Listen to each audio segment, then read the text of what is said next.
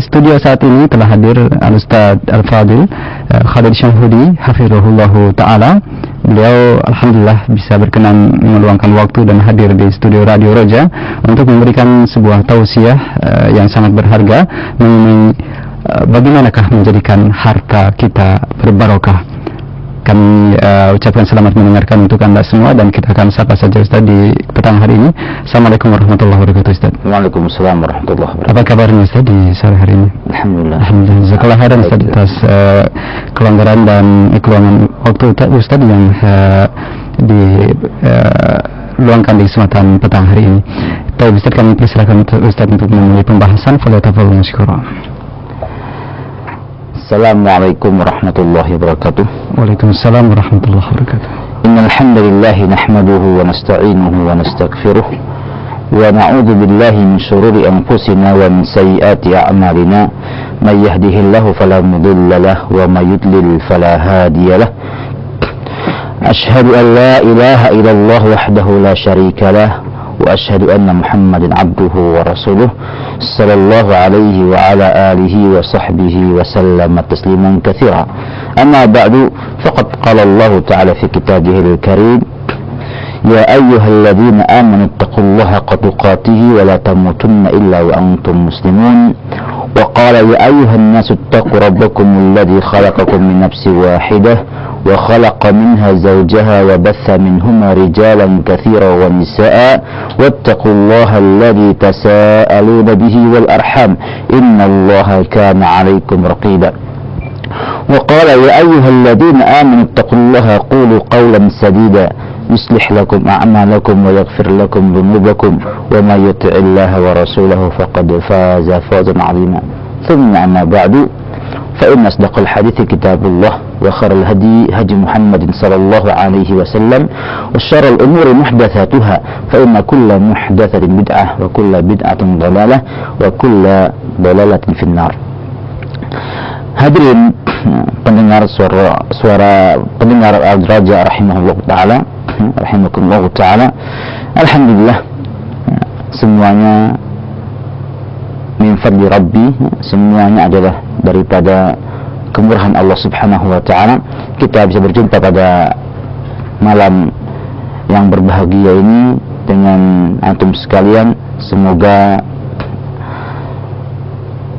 anugerah yang Allah berikan ini bisa kita syukur dengan baik, bisa kita jadikan sebagai satu sarana untuk tafaqquh fid din, satu sarana untuk menjalin persaudaraan, satu sarana untuk kita bisa mencapai ridha Allah Subhanahu wa taala.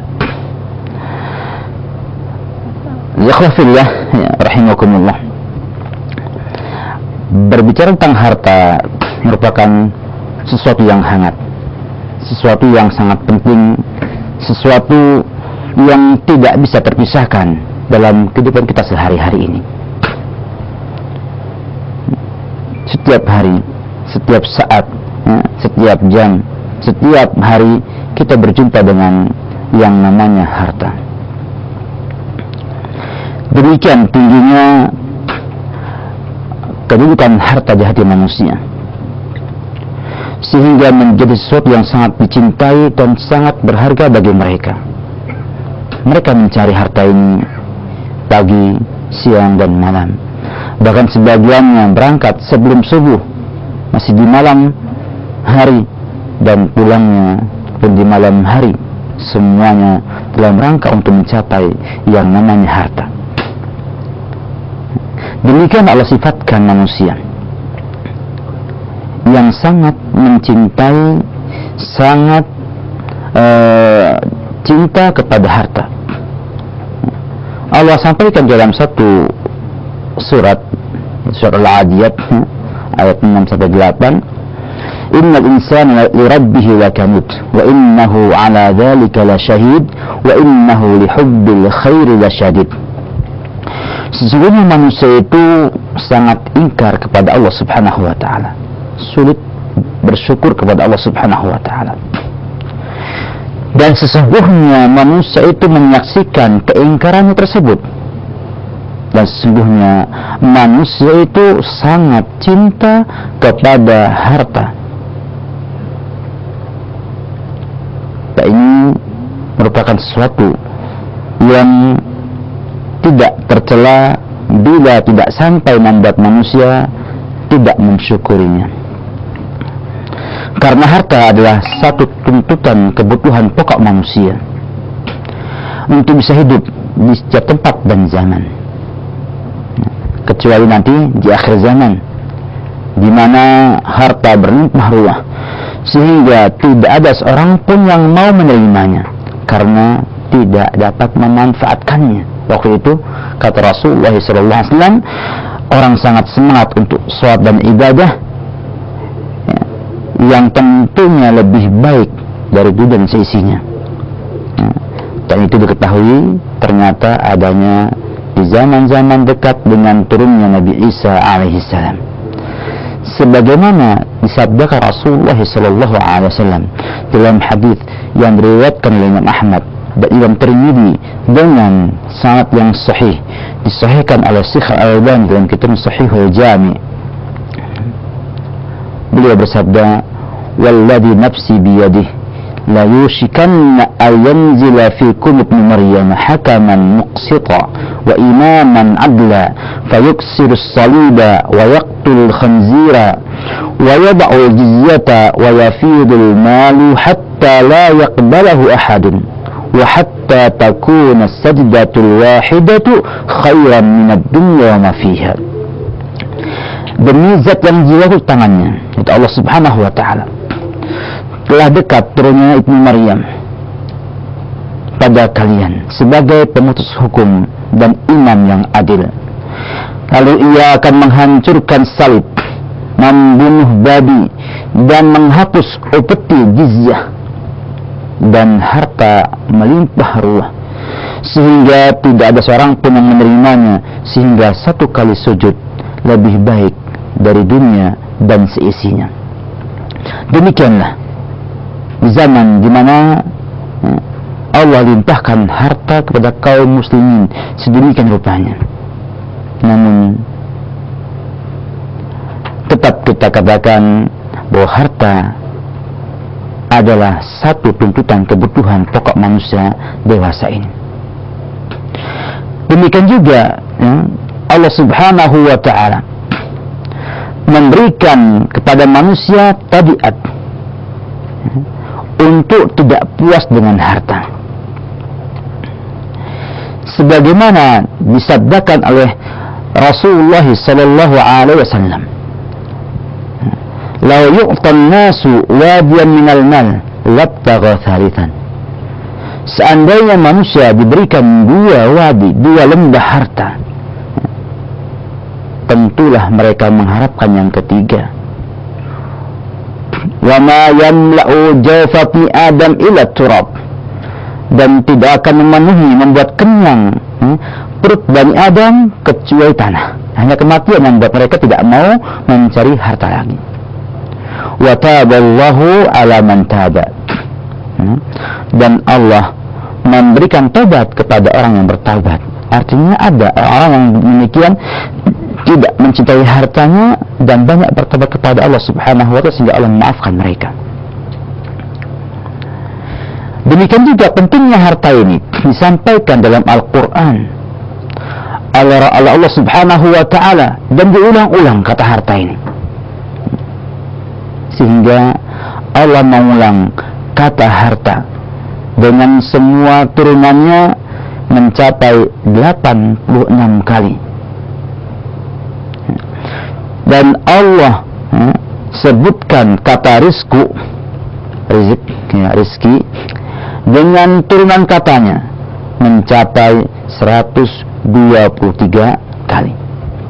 Ini menunjukkan kata kaidah dalam tafsir atau ilmu tafsir Al-Quran, dikatakan bahwa semua yang Allah ulang-ulang itu mengandung urgensi besar untuk makhluknya. Oleh karena itu,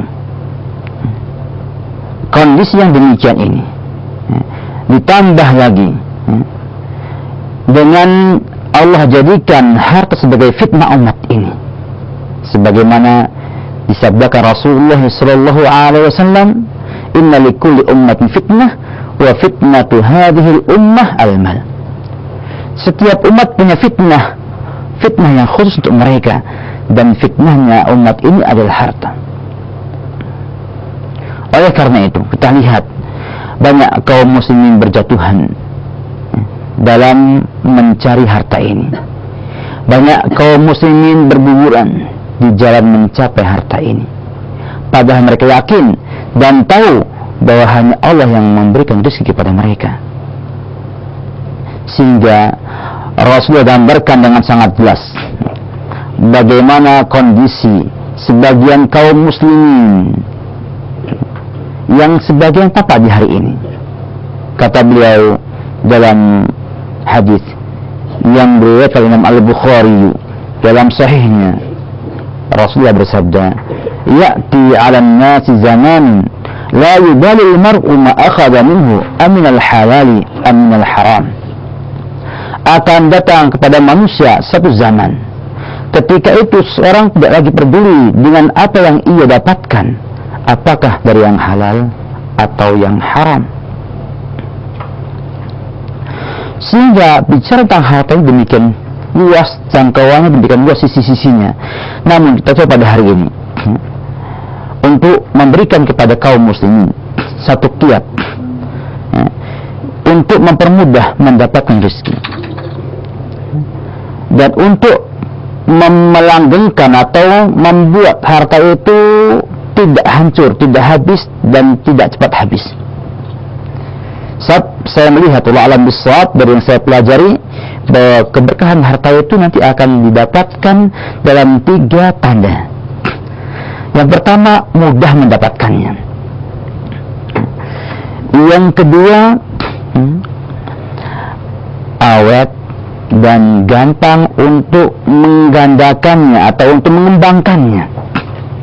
Dan yang ketiga, tidak mudah hancur dan tidak mudah berkurang. Dan nampaknya inilah yang kita inginkan. Kita ingin dapatkan harta dengan mudah, kemudian awet, kemudian gampang untuk dikembangkan sehingga berlipat, dan kemudian menjadi keberkahan untuk hidupnya di dunia dan akhirat nanti. Kita ringkas hal ini dengan poin-poin yang insya Allah bersifat praktis dan aplikatif. Yang pertama, kita semua yakin bahwa yang memiliki rezeki dan yang membagi-bagikan rezeki adalah Allah Subhanahu wa ta'ala.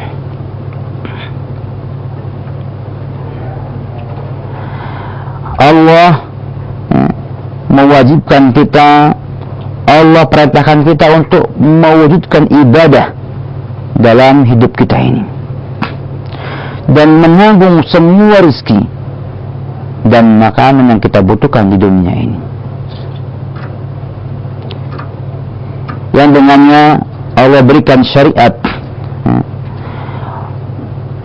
usaha-usaha dan upaya-upaya yang bersifat duniawiyah dan bersifat dunia.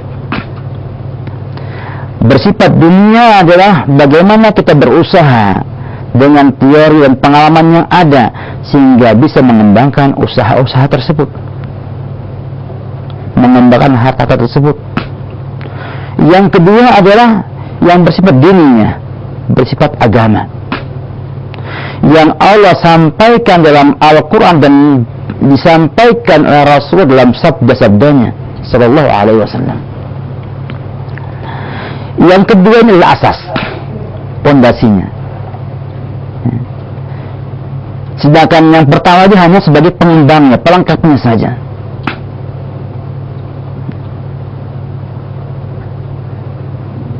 Dan sayangnya atau ironisnya kaum muslimin sekarang ini mementingkan untuk belajar mengenai kiat-kiat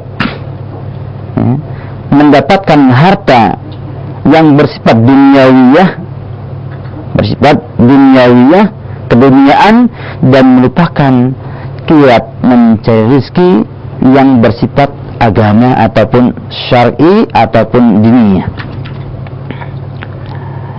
Padahal semuanya telah jelas dan telah disampaikan secara gamblang oleh Allah Subhanahu wa taala dalam Al-Qur'an dan diperjelas dengan sabda Rasulullah dalam sunnah beliau. Di antaranya adalah yang pertama adalah amal soleh. Semua amal soleh adalah sebab untuk mendapatkan kemudahan rezeki. Hal ini dijelaskan oleh Allah Subhanahu wa taala dalam firman-Nya surat An-Nahl ayat 97. Man 'amila salihan min dzakarin aw untha wa huwa mu'minun falanuhyiyannahu hayatan thayyibah wa lanajziyannahum ajrahum bi ahsani ma kanu ya'malun. Barang siapa, ini umum, siapa saja yang beramal saleh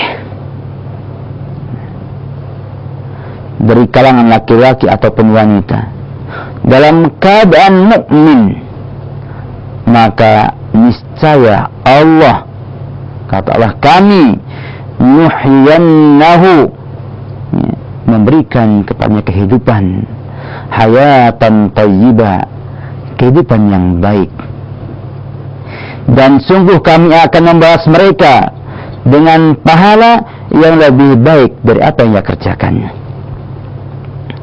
Kata Imam Abdullah bin Abbas radhiyallahu anhu dan juga Sa'id bin Jubair dan Atha rahimahumullah taala, makna hayatan thayyibah adalah kehidupan yang baik, rezeki yang mudah.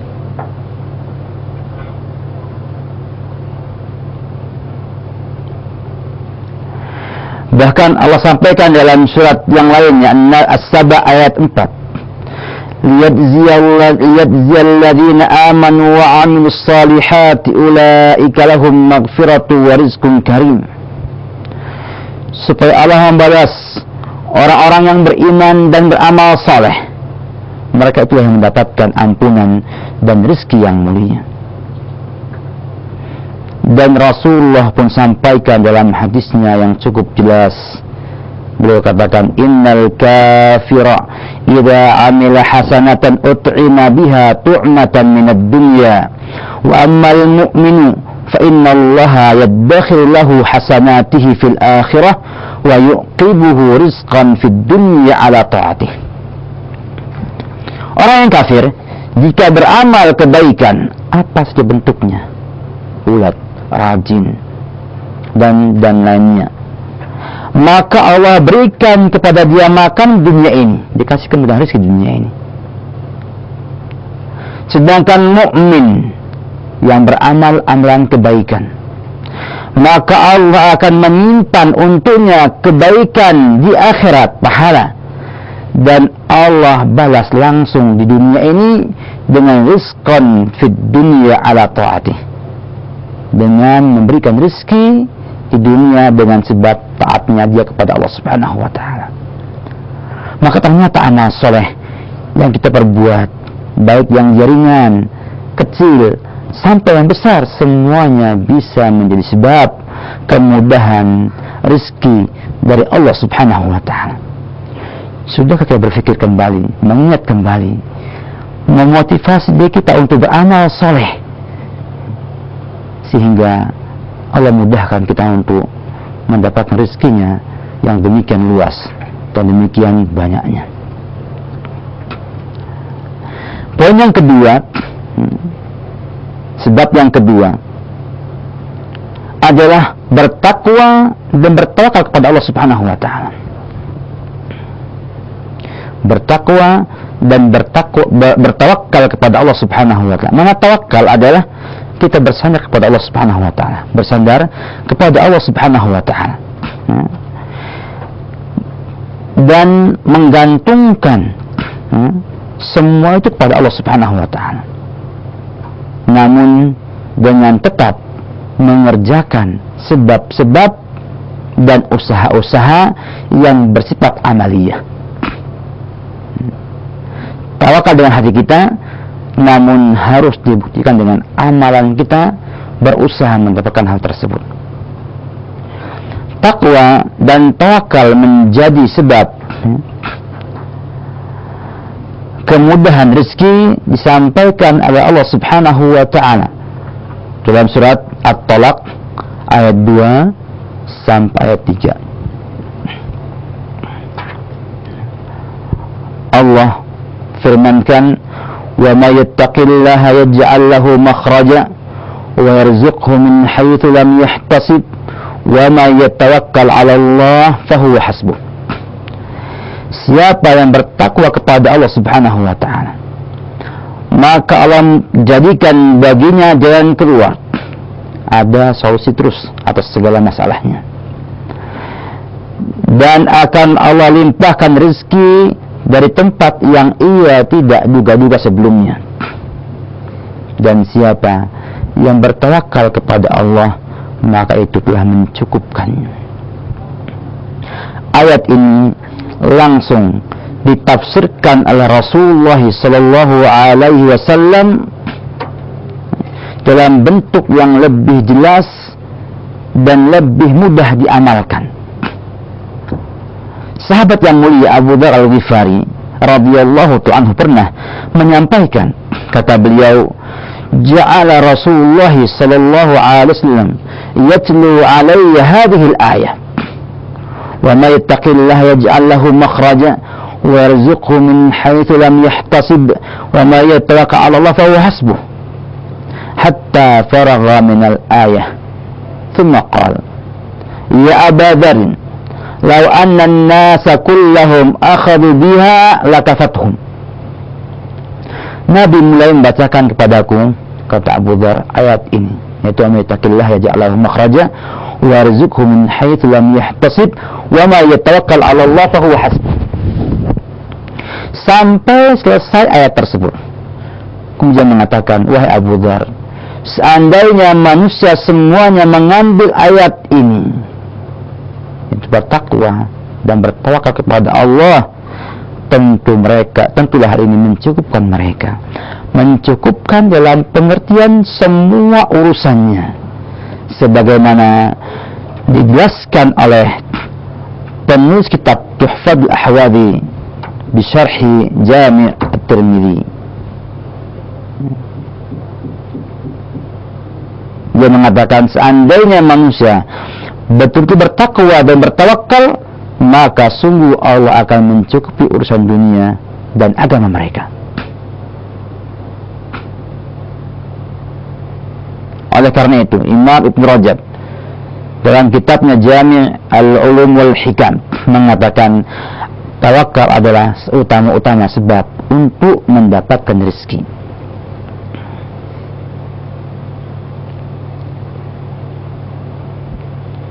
Demikianlah tawakal menjadi sebab yang utama dalam mendapatkan rezekinya Allah Subhanahu wa taala. Sampai Nabi memberikan pendekatan kepada kita. Pendekatan kepada kita supaya memahami makna tawakal ini.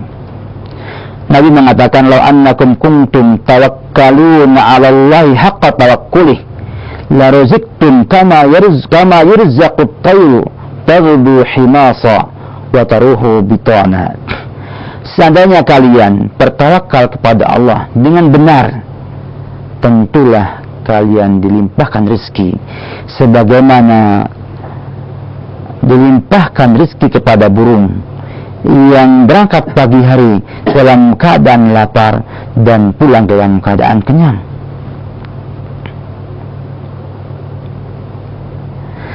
Menunjukkan kalian lihat bagaimana seorang seekor burung yang demikian lemahnya, hanya modal dengan kedua cakarnya dan dengan paruhnya, dan burung kecil tenaganya terbatas, namun dengan tawakalnya dia berangkat pagi hari dan sore hari pulang dengan perut kenyang. Semua kebutuhannya tercukupi dengan tawakalnya burung ini. Gambaran yang jelas bagaimana Rasulullah berikan kepada kita pendekatan bagi kita yang pernah melihat burung berangkat pagi hari kemudian pulang sore hari dalam keadaan kenyang. Subhanallah, Demikian juga manusia. Kita semua kaum mukminin bila bertawakal kepada Allah dalam mencari rezeki, Allah limpahkan rezekinya kepada kita. Kemudian ditambah dengan yang ketiga yang juga tidak kalah pentingnya dalam mencari rezeki, yaitu memperbanyak istighfar. Memperbanyak istighfar. Satu hal yang mudah, namun disyaratkan padanya paham apa yang diucapkannya. Bila mengucapkan astagfirullah, faham bahwa ia sedang memohon ampunan kepada Allah Subhanahu wa ta'ala. Bukan hanya istighfar di lidah, hatinya tidak ada. Istighfar yang ada padanya kekhusyuan, artinya hatinya memahami bahwa ia sedang memohon ampunan kepada Allah Subhanahu wa ta'ala. Tentang hal ini Allah sampaikan dalam surat Nuh, mengisahkan perkataan Nabi Nuh alaihissalam kepada kaumnya. Surat Nuh ayat 10 sampai ayat 12. Di sana Allah berfirman mengisahkan kisah Nabi Nuh alaihissalam. Faqultu astaghfiru rabbakum innahu kana ghaffara. Maka aku sampaikan kepada kaumku, istaghfiru rabbakum, mohonlah ampunan kepada Rabb kalian, kepada Allah Subhanahu wa ta'ala. Innahu kana ghaffara, sesungguhnya ia itu maha pengampun, maha pengampun. Maknanya setiap orang yang istighfar kepada Allah Subhanahu wa ta'ala dengan benar dan faham maknanya, maka Allah akan ampuni dia walaupun dosanya besar sekali. Kemudian diberikan tambahan selain ampunan tersebut, yursilis sama alaikum midrara, Allah akan mengirimkan hujan kepadamu dengan lebat. Wa yumditkum bi amwali wa banin, dan Allah akan memperbanyak harta dan anak-anakmu. Wa yaj'al lakum jannati wa yaj'al lakum anhara, dan mengadakan untukmu kebun-kebun dan mengadakan pula di dalamnya untukmu sungai-sungai. Ada beberapa faedah istighfar di sini. Yang pertama, ampunan Allah Subhanahu wa ta'ala. Yang kedua, turunnya hujan. Oleh karena itu dalam kitab salat istisqa dianjurkan memperbanyak istighfar kepada Allah Subhanahu wa ta'ala. Kemudian yang ketiga, dilipat gandakan harta kita. Dan demikian juga diberikan anak kepada kita. Yang kelima, Allah suburkan kebun-kebun. Dan yang keenam, Allah jadikan sungai-sungai di kebun-kebun tersebut, sehingga tidak pernah kekurangan air sama sekali. Hal ini ternyata difahami oleh para salaful ummah dahulu, dan Nabi pun memberikan keterangan tambahan dengan mengatakan, man aktsara minal istighfari ja'alallahu lahu min kulli hammin faraja wa min kulli dhiqin makhraja wa razaqahu min haitsu la yahtasib.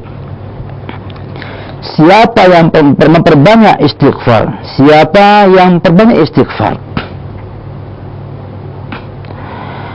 Allah jadikan baginya kemudahan dari semua kesulitannya, dan Allah langgarkan dari semua kesempitannya, dan Allah limpahkan rezeki dari tempat yang tak terduga. Riwayat Ahmad, dan kata Imam Ahmad Muhammad Syakir, isnaduhu sahih.